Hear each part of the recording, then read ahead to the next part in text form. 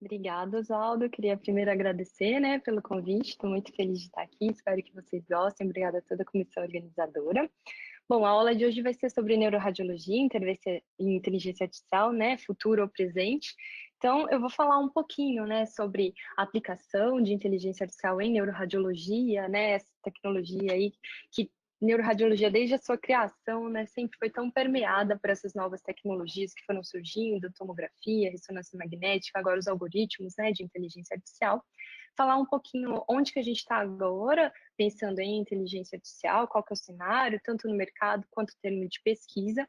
Também falar quais que são os possíveis próximos passos, né? Quais são as próximas aspirações, quais são os problemas que a gente está enfrentando hoje em dia que a gente precisa melhorar, e também tentar explicar um pouquinho por que teve tanta euforia e tanto medo, né, relacionado ao surgimento da inteligência artificial em neuroradiologia, né? Então, só para contextualizar um pouquinho, vou mostrar alguns artigos mostrando como que a neuroradiologia sempre teve intrinsecamente conectada com o surgimento, né, de novas tecnologias. A gente vê aqui esse editorial de 1976, que estava super animado, porque tinha sido feito, né, a primeira tomografia computadorizada pelo Hounsfield em 1971, mostrando, então, fazendo o diagnóstico, né, de um tumor cerebral num paciente de 41 anos. Finalmente, a gente tinha um procedimento não invasivo que conseguia ver bem o parênquima cerebral. A gente vê, né, que a imagem bem pixelada, como melhorou, né, até os dias de hoje. Depois tem esse outro artigo que também é bem interessante, de 1990, que também faz a revisão. A gente vê que várias vezes os artigos de revisão estão sempre falando um pouquinho do passado, como que foi a parte do desenvolvimento mesmo, né, da neuroradiologia, até o surgimento de tomografia, depois surgimento de ressonância, também levando a um boom aí, né, a introdução e a aplicabilidade prática mesmo, né, dessas novas tecnologias na neuroradiologia. E esse artigo é bem legal, ele é de 1990, então na época ele seria, né, a divisão entre, já que a gente tinha tantos métodos, tá, novas doenças no parênquima, né, que antes a gente com o raio-x era bem mais difícil, para a neuroradiologia intervencionista, né? Aí nesse outro artigo mais recente, que era um aniversário de 50 anos, que a gente viu em 2012, ele fazia também um Back to the Future, né? Falando também, né, da neuroimagem e falando sobre as novas perspectivas, esperando que no futuro os exames continuem sendo cada vez mais seguros, cada vez menos invasivos e trazendo pontos positivos mesmo, né, tanto no diagnóstico, quanto no tratamento, quanto no prognóstico, impactando mesmo a vida do nosso paciente. Tem esse artigo também que eu achei super interessante, que ele fala também, então aqui mostrando, né, inteligência artificial na radiologia, falando sobre o desenvolvimento mesmo, tanto da computação, como que nos últimos tempos a gente teve um aumento mesmo, né, das técnicas relacionadas à computação, pelo aumento da nossa capacidade mesmo computacional e capacidade também de rodar cada vez programas, né, mais pesados e mais elaborados, e a gente vê que com o passar do tempo, tanto a tomografia quanto a ressonância magnética, você tem a aquisição desses novos softwares e vai melhorando também as tecnologias que já tinham sido criadas com a evolução mesmo da tecnologia da computação. Quanto à inteligência artificial em si, só para a gente ter uma noção, né, um pouquinho, nesse diagrama de círculos, a gente consegue ver que nesse diagrama de círculos, então, que a inteligência artificial como um todo, né, ela abrange o aprendizado de máquina, que dentro dele você vai ter, né, o deep learning, que é aquele aprendizado profundo. Então, a gente sempre tem que pensar como sendo camadas mesmo, né, e cada vez vai ficando um pouco mais complexo. Então, inteligência artificial são essas técnicas que vão possibilitar, né, uma máquina, né, um computador, de desenvolver tarefas do jeito que o ser humano desenvolve. Depois a gente vai ter o aprendizado de máquina, que vai ser, você não programa explicitamente, né, esse computador, mas ele consegue aprender por exemplos. Depois a gente tem as redes neurais artificiais, que várias vezes eles são até utilizados como sinônimo de deep learning, mas na verdade o aprendizado profundo, ele utiliza as redes neurais artificiais para criar esses insights, para utilizar os dados que você está dando e criar realmente uma hierarquia, né, uma representatividade aí, e fazer predições a partir desses dados que você está fornecendo para ele. E as redes neurais artificiais são esses modelos, esses algoritmos que foram criados pensando mesmo com base numa rede neural, né, na base de um neurônio. Então, a gente vê aqui, para fazer essa aula, eu gosto muito de fazer isso para ver quais que são os artigos, né, que a gente tem para poder mostrar relacionados à neuroradiologia e inteligência artificial. Como eu falei para você que tem essas várias camadas, então a gente procurou, né, inteligência artificial, machine learning, deep learning e redes neurais artificiais relacionadas à neuroradiologia. E aí é bem interessante porque o que acontece? Aparece 25 resultados. A gente vê que na última aula que eu dei em junho, eram 23, já saíram esses dois super legais, principalmente esse aqui, ó, de inteligência artificial em neuroradiologia, que ele faz fala sobre status atual e futuras direções. Então, é bem o tema da aula, eu achei super legal que já deu para utilizar também. E eu acho bem interessante esse artigo de 96, vocês vão ver, que eu vou mostrar para vocês, que é bem legal, porque apesar de ser antigo, ele é bem contextualizado, sabe? Ele é só um software mesmo de apoio, mas assim, o que ele fala é bem atual. E a gente vê que a partir de 2016 tem um artigo, em 2017 tem outro artigo, é a partir de 2018 mesmo que a gente começa a ver mais artigos, e também a gente vai ver maior representação, né, em congresso, em pesquisa, né, porque a gente tem o aumento mesmo da capacidade computacional, do processamento nesses últimos anos, o que propiciou a gente a construir essas redes neurais cada vez mais complexas, levando à criação de algoritmos mais complexos que conseguem fazer cada vez previsões, né, e a avaliação mesmo de relação, né, entre os dados que a gente fornece para eles, muito mais complexos do que antes. Aqui a gente tem esse artigo de 1996, só para a gente contextualizar o que na época, né, de 1996, como que era a nossa tecnologia vigente, e ele mostra para a gente que nessa época eles tinham criado um CAD, né, que é aquele Computer-Aided Diagnostic, que ele fazia, você colocava num esquema de árvore de decisões quais eram os achados da tomografia e da ressonância magnética. Com isso, essa interface que você tinha, né, de software do médico com o software, você ia colocando os dados e ele saía, no final, uma lista de diagnósticos, dos principais diagnósticos prováveis que você tinha a partir dos achados que você imputava ali naquele software. Então, assim, a gente sabe que hoje em dia é bem mais complexo, né? Mas nesse caso aqui, de 1996, é bem bonitinho e ele mostrava que dependia muito da localização dessas lesões e das características, se tinha hipersinal ou não em T1 e em T2. Que basicamente é o que a gente continua fazendo, porém de uma maneira um pouco mais elaborada, né? Nesse artigo que eu falei, que saiu agora em agosto, que é bem interessante, que ele faz uma revisão do status atual, ele mostra que a partir de 2010 começou a ter realmente um aumento exponencial, né, nos artigos publicados, que aqui eles procuraram no PubMed, igual a gente tinha feito, né, com relação à radiologia, à neuroradiologia, né, e também o número de pôster, de apresentações orais, de exibições educacionais, né, no ASNR também aumentaram exponencialmente nos últimos anos, a partir de 2018, exatamente porque agora a gente consegue processar mais dados, né, e consegue criar essas redes neurais artificiais com algoritmos mais elaborados que conseguem trazer para a gente mais informações, né, dos conjuntos de dados que a gente está dando. Esse artigo também é bem interessante, que ele mostra para a gente, né? Ele faz uma base de publicações de 2000 a 2018 e fala para a gente qual que é o principal, os principais tópicos, né, que estavam sendo publicados. E aqui ele mostra, ó, que o top aqui, né, de total de publicações, que foram 8.813, 2.148 foram de neuroradiologia. Então, a gente sempre percebe que a neuroradiologia, assim, durante toda a sua história, né, ela sempre esteve intrinsecamente relacionada a essas novas tecnologias e sempre foi, talvez porque a neurociência tem tanta coisa ainda para ser descoberta, né, que geralmente o campo, né, de neuroradiologia, de neurociência, está sempre com um grande número, né, tanto de pesquisas quanto de publicações, quanto de trabalhos em congressos, né. Tem esse outro trabalho aqui também, que ele faz uma análise de 5 anos, de 2014 a 2018, dos principais trabalhos de machine learning, né, daquele aprendizado de máquina, em doenças neurológicas, e aí é que a gente consegue ter uma ideia de quais são as principais doenças estudadas.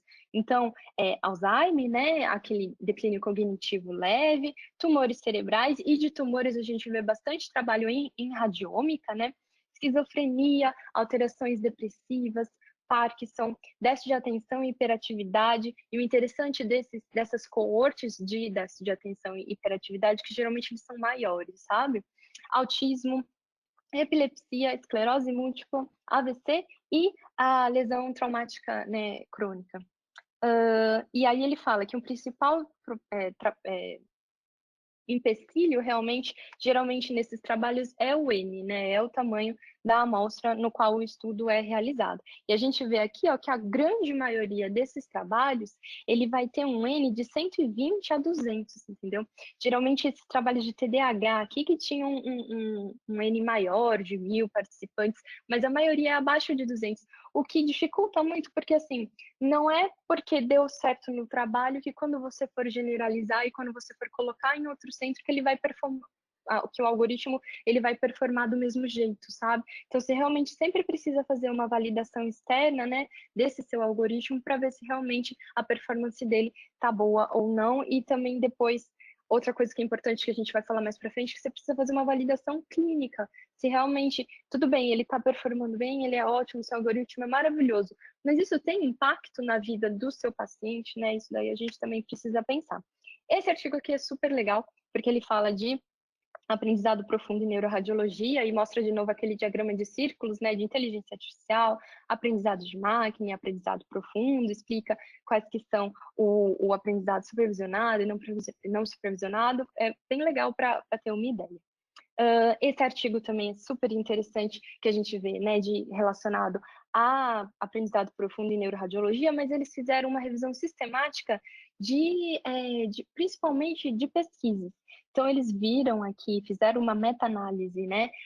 O Kitamura, o Felipe Kitamura participou desse trabalho, que é super interessante. Eles olharam, então, no PubMed, Cochrane, né? E também no Web Science, eles procuraram esses artigos relacionados à neuroradiologia, né, e inteligência artificial, e desses 155 artigos que eles verificaram, 42%, ó, eles foram testados apenas em dados institucionais, e 16 que foram validados em dados que tinham que eram open source, né, que você conseguia ter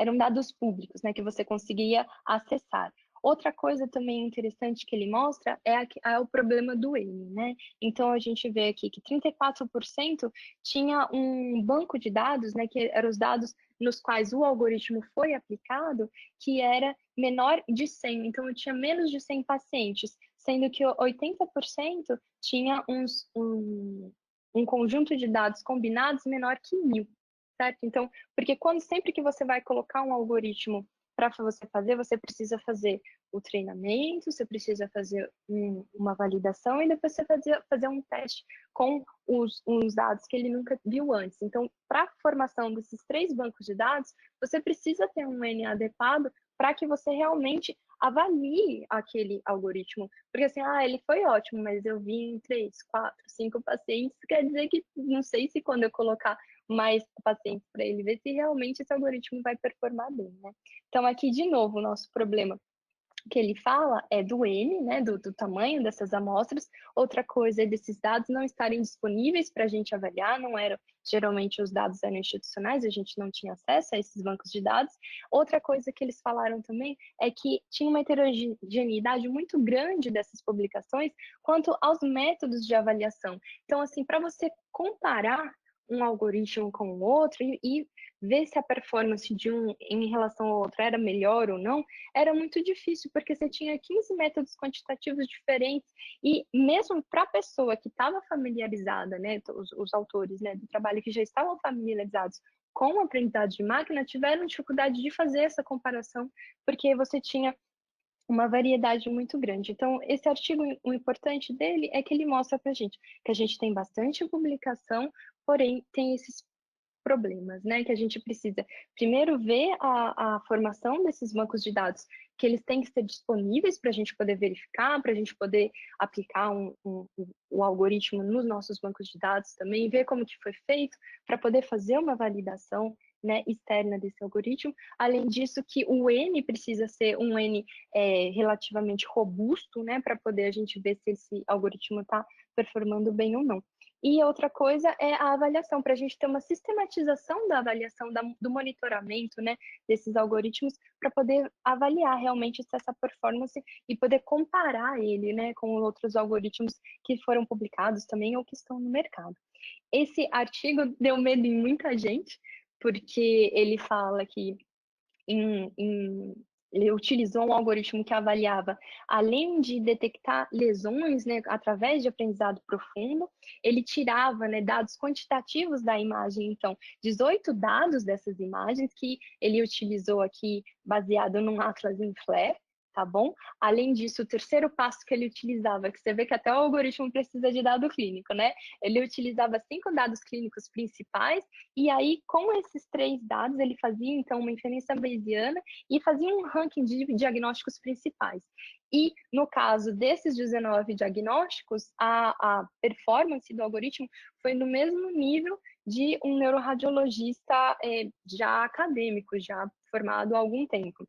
Ele performou melhor que os residentes de radiologia, que os residentes de neuroradiologia e que radiologistas de outras áreas não sendo neuroradiologistas. Daqui a gente tem um esquema, né, de como foi a organização, né, desse algoritmo. Então, era o UNet, que é o tipo de rede neural que eles utilizaram. Então, eles tiravam, então, essas 18 dados das imagens, né, e aqui está mostrando, ó, dos dados clínicos, ele utilizava a idade, a cronicidade, o sexo, o status imune, o pródromo viral. Então, combinando todos esses dados, ele dava uma lista de diagnósticos. Então, assim, no caso desses 19 diagnósticos, ele realmente teve uma performance muito semelhante a que a gente vê o cinzinha do verdinho, muito semelhante à de um médico neuroradiologista. Só que eram para esses 19 diagnósticos. Concorda que, assim, para um neuroradiologista, a gente tem realmente muitos diagnósticos comuns e diagnósticos raros que a gente tem que fazer essa correlação clínica que o próprio algoritmo precisou fazer, né? Então, assim, ele é ótimo, não tiro a validade dele, eu achei fenomenal quando eu vi, mas não é um algoritmo que é para a gente ter medo, ele é para ajudar a gente, às vezes pode ajudar no treinamento de residentes, entendeu? Então a gente tem que ver com bons olhos, principalmente quando tem uma performance tão boa, né? E o N deles era grande. Esse outro algoritmo é só um dos exemplos, foi o último mais recente, mas a gente tem muita coisa relacionada a tumor, o que é muito bom, porque a gente pode fazer, quem sabe, né, futuramente a esperança e a gente conseguir fazer uma correlação com a genética desses tumores, né, a gente conseguir tirar esses dados quantitativos e fazer inferências que com a utilização desses algoritmos a gente consiga chegar a conclusões e melhorar o nosso laudo, coisa que a gente não consegue agora, né? Várias vezes a gente não consegue, pelo fenótipo, pela característica de imagem, a gente não consegue determinar certinho qual tumor é, qual subtipo genético, e isso pode melhorar com a utilização da inteligência artificial. Nesse caso aqui, eles utilizavam uma rede neural tridimensional, então ele pegava a sequência inteira 3D, né? Volumétrica, e eles utilizaram um banco de dados bom, com 284 pacientes, é um banco de dados abertos que já estava anotado, né? Os 209 tumores gliais de alto grau e 75 tumores gliais de baixo grau, e com isso ele fazia, então aqui a gente tem um exemplo, ele utilizava, fazia um pré-processamento, um data augmentation, fazia a inferência e ele falava se era um tumor de alto grau ou de baixo grau com base desses dados que ele tirava das imagens, e a acurácia dele foi super boa, de 96,4. Então, assim, essas redes neurais, elas podem nos auxiliar, principalmente com tumores, né? E também podem ter futuramente, se Deus quiser, e tem muita pesquisa em cima disso, para poder a gente tirar dados quantitativos dessas imagens e fazer inferências que a gente não conseguiria sozinhos, né? Agora, essa daqui é a minha menina dos olhos, foi essa aula que eu gosto muito desse artigo que foi liberado agora em março, né? Que ele faz uma revisão sistemática dos algoritmos que estão já disponíveis no mercado. Então, no presente, o que a gente tem? E aí ele mostra aqui, então, eles pegaram vários algoritmos, né, que estavam no mercado de 2017 a 2019. E aí eles dividiram, então, nos algoritmos que iam fazer o apoio ao médico neuroradiologista, os algoritmos que iam ampliar, né, as funções do neuroradiologista e os algoritmos que queriam substituir algumas funções específicas dos radiologistas, né? E aqui ele mostra que eles checaram, então, 37 algoritmos, né, 111 funcionalidades. E aí eles agruparam essas 111 funcionalidades nesses três principais ações, né? De apoiar, substituir ou de ampliar a função mesmo do neuroradiologista. E aqui ele explica, né, quais são essas funções de dar apoio, de substituir e de ampliar. Então, geralmente, quando ele amplia, é porque ele aumenta essas habilidades e o conhecimento humano. Quando, por exemplo, você dá um dado quantitativo da imagem que eu não conseguiria ver se fosse só o ser humano olhando aquela imagem. Substituição, geralmente, ele tem uma substituição mesmo de uma tarefa humana.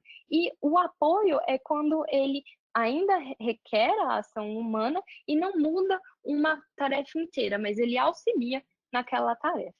Então, a pergunta principal aqui desse artigo é se a inteligência artificial e como a inteligência artificial pode afetar, né, o dia a dia de um médico neuroradiologista. Aí aqui mostra como que foi todo o fluxo de pesquisa que eles fizeram, então eles foram no ASMR, no ESR, no ECR e no RCNA, além do SIM, que é do RCNA também, que é de informática médica, e eles pegaram todos os algoritmos que estavam no mercado, né, e eram exibidos nesses congressos, fizeram, então, toda essa estrutura de bancos de dados, pegando todos os dados necessários de cada algoritmo, e no total, eles viram quantos algoritmos? Eles viram 37 algoritmos daquelas 27 empresas diferentes, e eles viram que a maioria das empresas era menor, era pequena, né? A gente vê que a maioria tem menos de 200 funcionários e era jovem, a maioria tinha sido criada a partir de 2015, tá bom?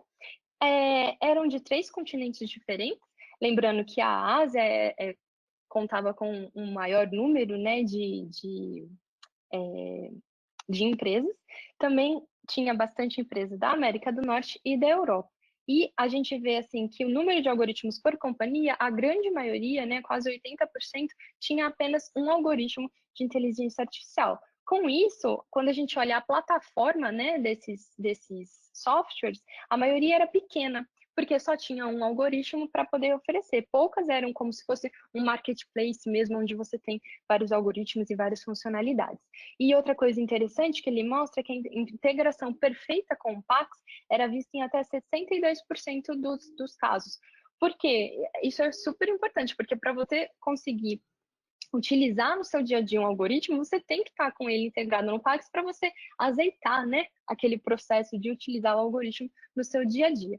E aqui ele mostra, ó, dos 37 algoritmos, então, 32% falava que utilizava inteligência artificial, sem falar para a gente se era aprendizado de máquina, que rede neural que era. 22% falava aprendizado de máquina apenas.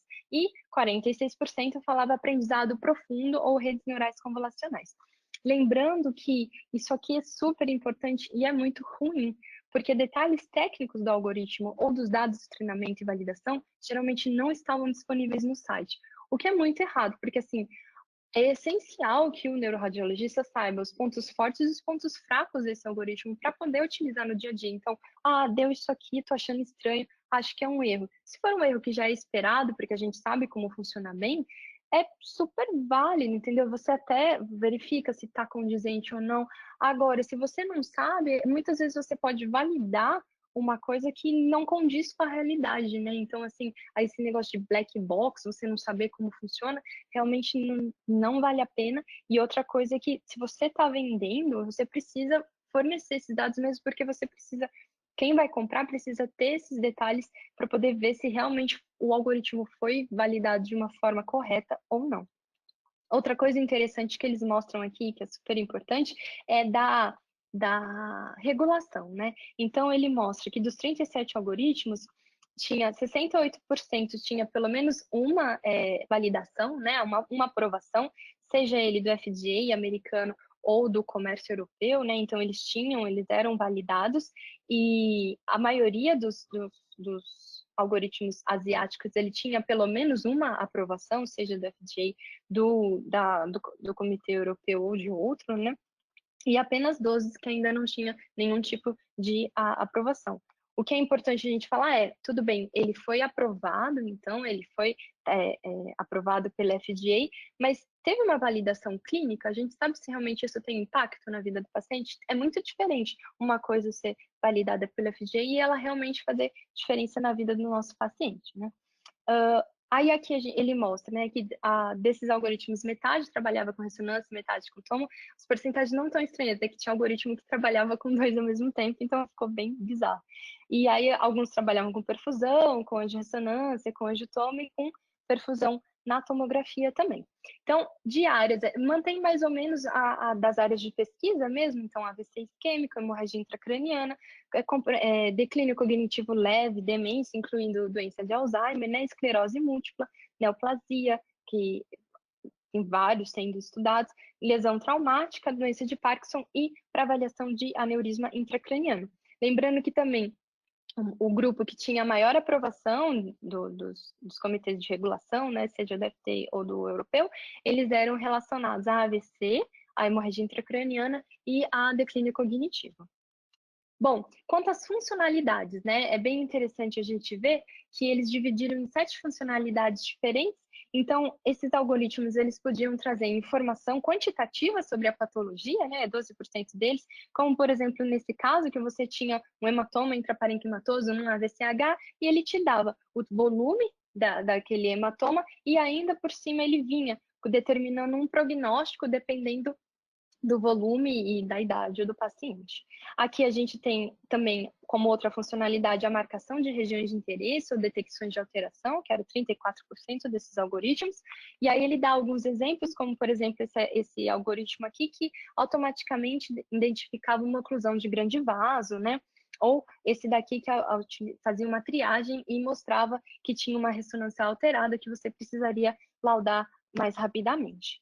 Para classificação, diagnóstico, probabilidade de desfecho também tinha algoritmo, 17% deles tinham. Nesse caso, a gente tem um exemplo aqui, que era um algoritmo que fazia o aspect, e além disso, ele mostrava, né, a extensão também do AVC isquêmico, né? Ele também podia, tem esse outro aqui que também falava além do tamanho, né, da lesão, do AVC isquêmico e do aspecto, ele ainda dava as probabilidades de desfecho relacionada aos diferentes tratamentos que poderiam ser empregados nessa época. Então, além disso, ele dava uma probabilidade de desfecho. Também tinha os algoritmos relacionados à preparação do laudo, 14%, que nesse caso aqui a gente tem um exemplo, ó, que ele trazia a informação quantitativa mesmo da imagem e fazia uma análise comparativa com o mesmo grupo, com a mesma faixa etária, né? E plotava aqui, te mostrava, e aí você consegue fazer também uma análise com o tempo, fazer o segmento desse paciente.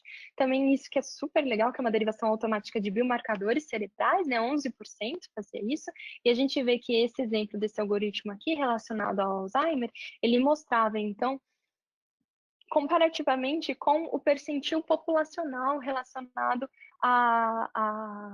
ao paciente, né? Ele pegava e plotava aqui no gráfico qual que é o percentil que ele está em relação à população que está sendo estudada. Bem interessante. Também tinha algoritmos de organização do fluxo de trabalho e triagem, né? Que facilitava mesmo, o laudo já vinha meio semi-pronto, tá vendo? E você ficava ou com vermelhinho ou com azulzinho, e aí isso organiza melhor o seu laudo. E também, bem legal de você utilizar esse tipo de algoritmo é que depois, quando você precisa fazer qualquer teste, ou você precisa filtrar o laudo, né, utilizar uma NLP, por exemplo, como está sempre do mesmo jeito escrito, não tem uma variação, isso auxilia bastante também a achar depois esses laudos e achar alterações específicas nesses laudos. E também, por último, a funcionalidade de segmentação anatômica, que só... Opa, pulei, desculpa. Que nesse caso aqui a gente vê, ele mostrava, então, o volume desse tecido cerebral, né, em algumas regiões específicas, e mostrava a distribuição. Então, colocava aqui nos percentis também dá para fazer o segmento, né, dos pacientes. Bom, então, esse aqui que eu acho que é o gráfico mais legal do artigo, porque o que ele faz? Ele pega todas as funcionalidades e aí ele vai agrupar e vai mostrar para a gente, então, qual que é o impacto, então, dessas funcionalidades. Então, de funcionalidades são todas aquelas que a gente falou, ainda otimização de fluxo, preparação de laudo, segmentação anatômica, informação quantitativa, probabilidade de desfecho, detectar alterações, derivação automática dos biomarcadores, triagem e prover classificação diagnóstica, além de marcar a região de interesse. E aí, nesse diagrama de fluxo de Sankey, a gente vê que ele pegava todas essas funcionalidades, então, e dividia nessas três. Então, o impacto para apoio do neuroradiologista era a maioria, era 54%. Além disso, a gente tinha, então, 32% dos algoritmos que faziam uma ampliação ali da funcionalidade, seja por dar essas informações quantitativas, né, e de biomarcadores de imagem, quanto por expandir mesmo o conhecimento derivado ali da imagem. E apenas 14% tinha a função de substituição, lembrando que a substituição em pontos focais dentro do fluxo de trabalho de um neuroradiologista, que aqui ele mostra, ó, que o nosso fluxo de trabalho é bem intenso, né? A gente tem a parte de informação, indicação, suporte à decisão, verificação, aquisição, pós-processamento, seja da modalidade, seja do PACS, priorização, detecção, segmentação, quantificação, interpretação, fazer o laudo finalmente, né? Comunicar o médico, fazer um peer review e manter também, fazer um controle de qualidade. A gente vê que durante todo o fluxo de trabalho do neuroradiologista, são algumas funções pontuais que esses algoritmos vão estar ajudando. Em sua maioria, ajudando, apoiando e ampliando nossas funções. E se for substituir alguma função, geralmente são funções mais mecânicas e funções mais que demandam um tempo que você pode estar utilizando esse tempo para fazer uma coisa mais elaborada, por exemplo, né? Ele faz já uma segmentação, você só chega e verifica se está tudo ok. E, além disso, você consegue dedicar mais tempo, seja com o paciente ou com o médico solicitante. Então, as perguntas centrais, né, de se realmente a inteligência artificial ia modificar, né, o fluxo de trabalho do neuroradiologista e como que ela modificaria, a gente realmente teve essa resposta com essa avaliação, por isso que eu gosto bastante, que é uma coisa bem palpável, né, esse artigo. Então, ele mostra para a gente que a maioria, então, vai apoiar e ampliar as atividades do neuroradiologista com a substituição de algumas atividades pontuais dentro de todo o fluxo de trabalho diário do neuroradiologista. Porém, tem aquele problema que apenas 50% desses algoritmos tinham algum tipo de comprovação científica. 51% não tinham uma informação de validação muito plausível. Então, tinha alguns que tinham publicações revisadas no PubMed, que essas são as melhores, né? Tinha alguns sites com resumos ou resumos de publicações. Então, a gente precisa melhorar essa comprovação científica da performance e da eficácia, né, desses algoritmos. Além disso, tem que fazer uma validação clínica. Então, a aprovação regulatória desses algoritmos não é o mesmo que uma validação clínica. Não é porque o algoritmo ele é demais, ele performa super bem, que ele vai fazer diferença na vida do seu paciente. Então, aqui a gente já falou sobre isso, que não vai substituir, a maioria realmente é de apoio e de ampliação, e se for substituir, vai ser um conjunto limitado de tarefas. Além disso, a gente pode fazer a generalização desses algoritmos para toda a radiologia. Então, algoritmos de priorização de estudo na lista de trabalho do PACS podem ser utilizados em todas as especialidades, otimização de fluxo de trabalho, quantificação de estrutura anatômica, comparação com grupo controle, né, com base em idade, derivação de biomarcadores pode ser utilizada em toda a radiologia. Detecção, segmentação automatizada de patologias, classificação automatizada para patologia baseada em diretrizes e critérios específicos, e com isso ele consegue até fazer um prognóstico, isso pode ser utilizado em qualquer área da radiologia. E isso mostra para a gente que no futuro próximo, provavelmente em uns 2, 5 anos, que é o que eles falam, provavelmente a gente já vai ter atingido o platô mesmo da funcionalidade desses algoritmos e vai conseguir incluir isso na no nosso dia a dia, né? Aquela última revisão de agosto que eu falei para vocês que é super interessante, ele também mostra para a gente as aplicações mais promissoras na neuroradiologia. Então, ele fala de classificação de anormalidades, detecções de lesões, predição, né, de desfecho, ferramentas de pós-processamento, de reconstrução, de realce não, desculpa, de melhoria da imagem, seja aqueles algoritmos que você consegue reduzir, né, a dose de contraste, e aí você consegue fazer uma imagem tão boa quanto a que usa uma dose maior de contraste, redução de artefatos, né? E também aquelas reconstruções que você consegue fazer a aquisição mais rápida das imagens, porque você consegue reconstruir uma sequência baseada em outra, também temos essa aplicação, e aqueles de detecção mesmo, nesse caso, de detecção de hemorragia intracraniana, e também temos aqueles algoritmos que vão atuar no fluxo para melhoria mesmo e escolha de protocolo que consegue melhorar o fluxo de trabalho do neuroradiologista. Aí, agora também, então, o que a gente tem? Terminando isso, só para a gente dar uma finalizadinha nessa parte, tanto na pesquisa, então, quanto nesses algoritmos que já estão disponíveis no mercado, a gente vê, então, que precisa uma melhora, né? Tanto para poder definição, é isso que ele fala aqui também, nesse caso aqui, foi publicado no Radiology, né, que eles falam assim, como que autores, revisores e leitores desses artigos, né, dessas publicações, precisa avaliar. Então, a gente sempre tem que estar de olho como que foram feitos esses bancos de dados, como que eles foram anotados, de onde vieram as imagens, como que elas foram processadas, sabe? Como que foi dividido no paciente, na imagem, foi dividido no exame, né, os sets, né, os bancos de dados para treinamento, para validação e para o teste, né. Também, se foi utilizado dados externos, né, se a gente teve dados externos na validação, né, se a gente fez uma validação externa, se a gente teve várias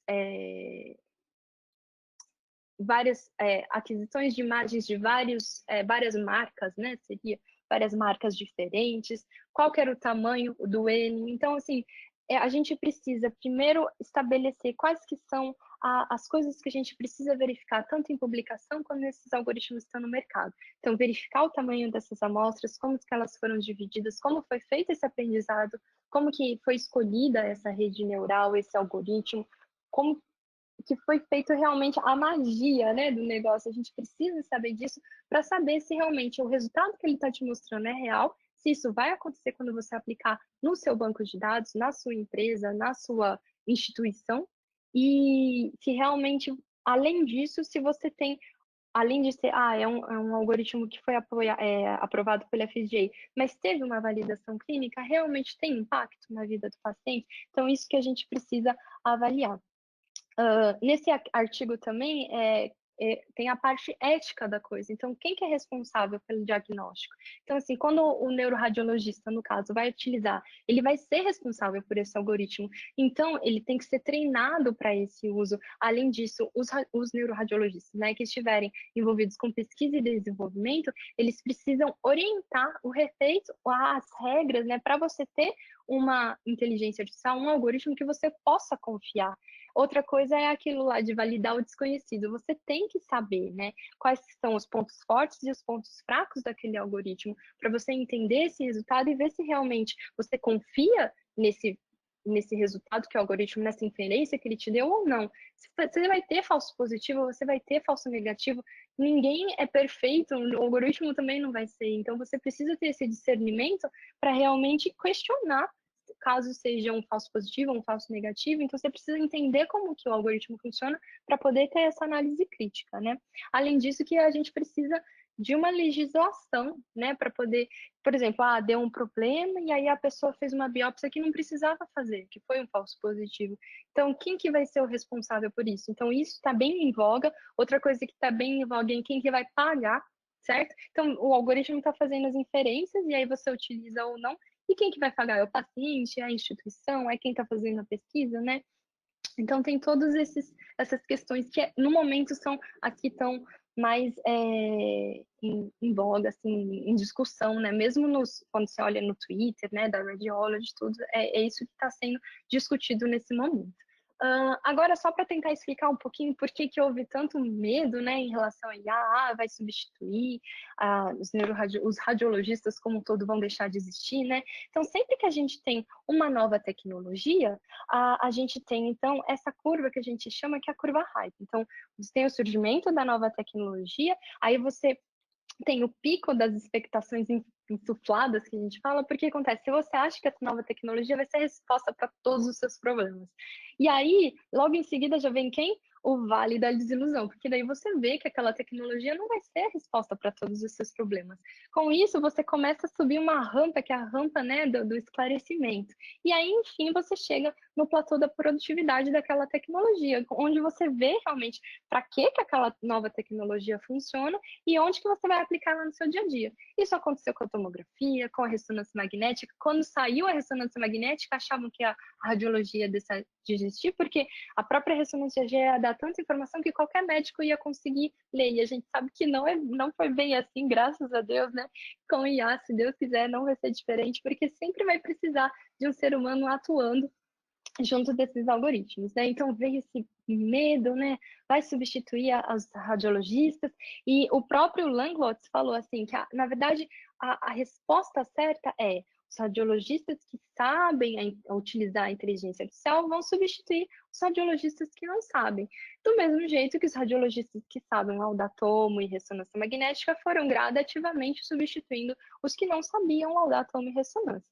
E onde que a gente está na curva hype dessas tecnologias de inteligência artificial, né? Então aqui a gente vê a maioria delas, né? Machine Learning, NLP, Deep Learning, essas já estão descendo aqui o pico, né, das expectativas insufladas e descendo para o vale da desilusão. Então a gente já está começando a descer do hype e provavelmente eles mostram aqui que em cerca de 2 a 5 anos provavelmente a gente já vai atingir o platô e vai ver para que realmente a gente vai utilizar, no que vai acrescentar, seja eficácia, efetividade no nosso dia a dia, a utilização desses algoritmos de inteligência artificial. O próprio Langlois fez depois um artigo, né, uma entrevista, no qual ele dava 4 razões de por que os radiologistas não iam ser substituídos pela inteligência artificial, e uma ele falou que a gente já passou por isso antes, né, com as tecnologias de tomografia, ressonância, e os radiologistas eles conseguem se adaptar. Além disso, que o algoritmo acurado é diferente de um radiologista acurado, porque assim, você tem aquele algoritmo que atua naquela função, já o radiologista ele vai ter todo aquele fluxo de trabalho, então assim, é muito diferente um algoritmo, por exemplo, aquele lá que ele consegue fazer o diagnóstico de 19 doenças e você pegar um neuroradiologista, sabe? Assim, o conhecimento é muito maior e as funcionalidades do algoritmo e do neuroradiologista também são diferentes. E que o piloto automático não substitui os pilotos, você sempre precisa, né? Seja para backup ou seja para verificação, você precisa de uma supervisão humana, né, do processo. Esse artigo também é bem interessante, que ele fala da medicina de alta performance, então ele fala, né, que você tem a validação, né, da rede neural artificial na publicação, e aí, mesmo se ela for pela regulação, né, foi aprovada pela regulação lá do FDA, você precisa também fazer, além dessa regulação, uma implementação, você precisa de uma validação clínica para ver se tem realmente impacto na vida do seu paciente. E ele faz, isso aqui é bem interessante porque ele faz uma comparação com carro autônomo, sabe? Então, o carro autônomo pode chegar a uma automação plena, que a gente fala, mas provavelmente isso não vai acontecer na saúde porque a gente precisa de interação humana, a gente precisa ter relação, né, interpessoal entre o médico e o paciente. Então, eles acham que mesmo para ser uma alta automação, vai ser muito pouco provável, né? Mais provável seria essa automação condicional, no máximo, no qual você tem o médico ali como um backup, e a maioria acha que vai ser uma automação parcial, com esses algoritmos realmente sendo ferramentas, né, para o médico no seu dia a dia. Bom, de conclusão, eu acho bem legal, porque eu utilizo a mesma conclusão que eles fizeram naquele artigo de 96, por isso que eu falo que ele é tão atual. E aí ele falava, assim, que você pode ter o algoritmo funcionando, né, como intérprete independente, no qual você nem coloca muita informação, ou ele pode funcionar, né, como um intérprete acessório, que vai funcionar como se fosse um cérebro auxiliar para o médico radiologista. Ele vai ampliar mesmo, né, as funções do radiologista ou do neuroradiologista. E que com isso, quando você tem o computador servindo como olho, né, dando para a gente essas características de imagem que a gente não consegue extrair, você tem uma colaboração ideal entre os dois, né, no qual você tem os pontos fortes e fracos de cada um complementados um pelo outro. Então, assim, eu acredito realmente que, apesar de ser de 96, é super atual e é exatamente isso que a gente busca, né? E outra coisa que eu achei super interessante também, que a gente vê aqui no Data Science Institute, tem esse depoimento também O nome dele é difícil, né? Arun Krishnaraj, acho que é isso. Que ele também falava que antes o melhor médico radiologista era aquele que enxergava melhor, era aquele que não deixava comia nada, né, na imagem. Só que hoje em dia, com essas novas tecnologias, essa busca por alta produtividade, aumento de eficácia e de eficiência, ele acha que a gente tem que tomar cuidado e tem que voltar o nosso valor exatamente para o humano, né? Para empatia, comunicação, construção de relacionamento, bom senso, e que daí os médicos radiologistas, eles vão ser escolhidos pelo coração e não pelos seus olhos, entendeu? Então, os melhores são esses que têm essas habilidades e que provavelmente conseguem utilizar as ferramentas, seja ela de inteligência artificial ou não, no seu dia a dia. Bom, era isso. Espero que vocês tenham gostado e, assim, no que a gente puder ajudar. Eu estou montando com o Felipe Kitamura e o pessoal da Neurorádio um curso aí para desmitificar mesmo inteligência artificial na saúde. A gente vai dar um curso para dar as bases mesmo de inteligência artificial, seja para estudante de medicina, para médico, profissional de saúde, para radiologista ou neuroradiologista. A gente vai dar as bases mesmo. É só seguir a gente nas nossas redes sociais. A gente vai estrear em outubro. E era isso. Se tiver alguma dúvida, pode me contactar, pode mandar mensagem aí no Instagram, no Twitter ou no LinkedIn. Fiquem à vontade, pode mandar um e-mail, tá bom? Espero que vocês tenham gostado. Era isso.